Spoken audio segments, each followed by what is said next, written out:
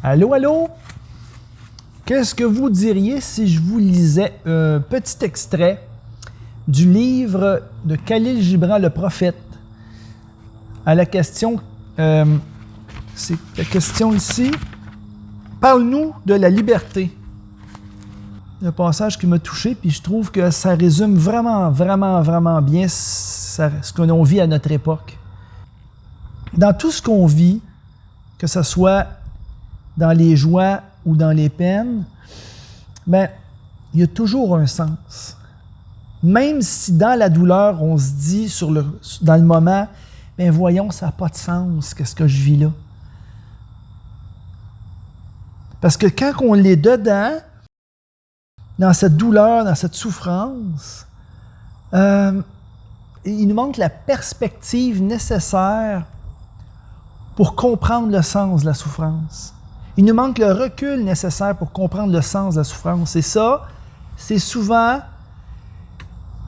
plus tard qu'on va élaborer intuitivement la leçon qui se trouve dans l'épreuve qu'on a vécue. Dans toute épreuve, il y a un potentiel pour grandir. Et quand on vit quelque chose là, de difficile,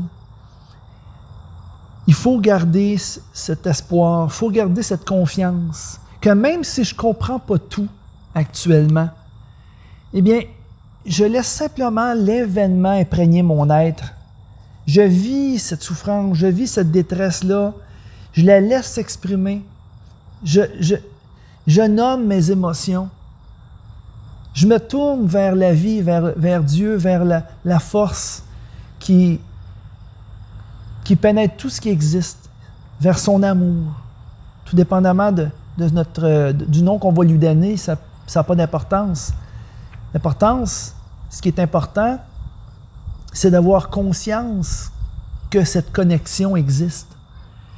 Et dans cette souffrance, dans cette douleur, dans cette détresse, eh bien, il se trouve une clé qui donne accès à cette connexion, à cette force sublime d'amour. Et c'est ainsi qu'à travers ces événements-là, ces vécus-là, nous est accordé de grandir intérieurement et de trouver un sens à cette expérience-là. Alors, c'est sur cette base-là que je vais vous lire le passage en question. Parle-nous de la liberté, de Khalil Gibran dans le livre Le Prophète. Si vous croyez que la clé de la liberté se trouve derrière une loi injuste qu'il suffit d'abolir, dites-vous que cette loi a été inscrite de votre propre main sur votre propre front.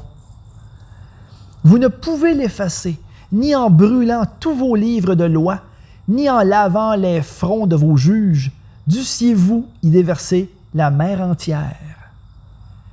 Et si vous pensez qu'en détrônant un despote, vous retrouverez votre liberté, voyez d'abord si son trône érigé en vous-même est bel et bien détruit.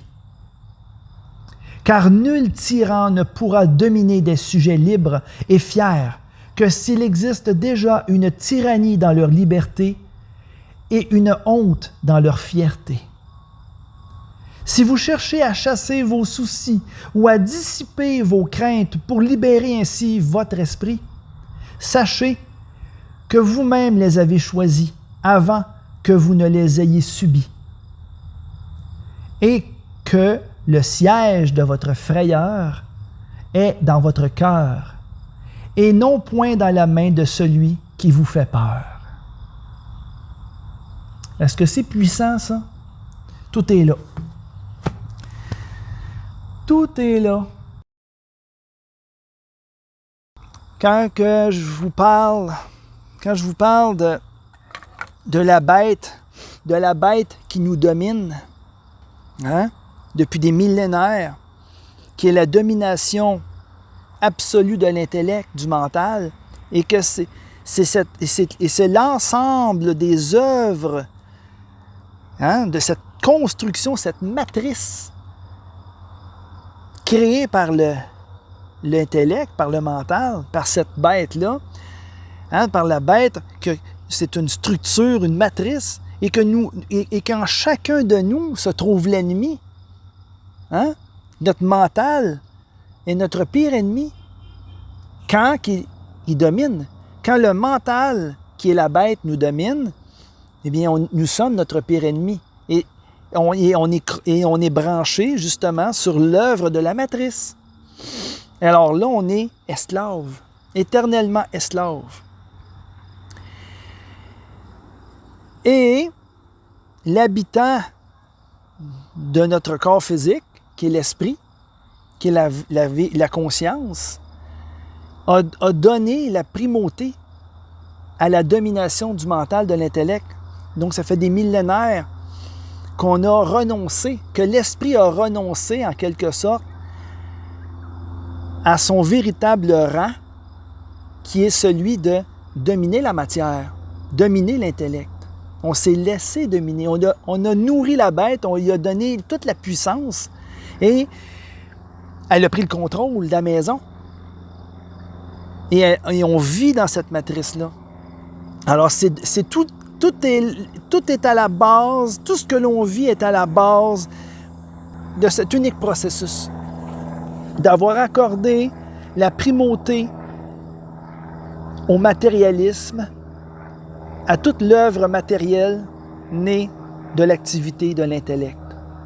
Le temps est venu maintenant, de gré ou de force, hein? Le temps est venu maintenant de gré ou de force, parce que l'esprit doit revenir au premier rang.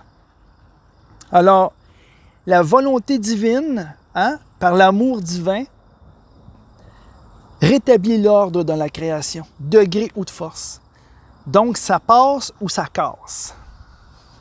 Et c'est ainsi qu'on va être en mesure de se libérer de cette emprise-là, de cette emprise de l'intellect, du mental. Mais pour que ça passe, il faut s'adapter, il faut s'ouvrir, il faut lâcher prise sur cette domination du mental, reprendre contact avec notre être profond, notre véritable nature, et lui permettre de s'exprimer par les qualités de l'ouverture du cœur, par notre manière de nous donner à notre prochain. On a eu des messages divins pour nous indiquer la voie à suivre, pour retrouver notre connexion. Et tout est une question de qu'est-ce que je décide. Alors là, on est à l'étape des choix fondamentaux dans notre évolution, de l'importance de nous libérer. Quelles que soient nos chaînes qui nous lient dans un quelconque esclavage, tant et aussi longtemps que tu ne t'es pas libéré de l'intérieur, mais que tu n'as pas libéré l'esprit que tu es, ben, tu vas toujours te créer des nouvelles chaînes. Il faut lâcher prise sur cette domination du mental, reprendre contact avec notre être profond, notre véritable nature, lui permettre de s'exprimer par les qualités de l'ouverture du cœur.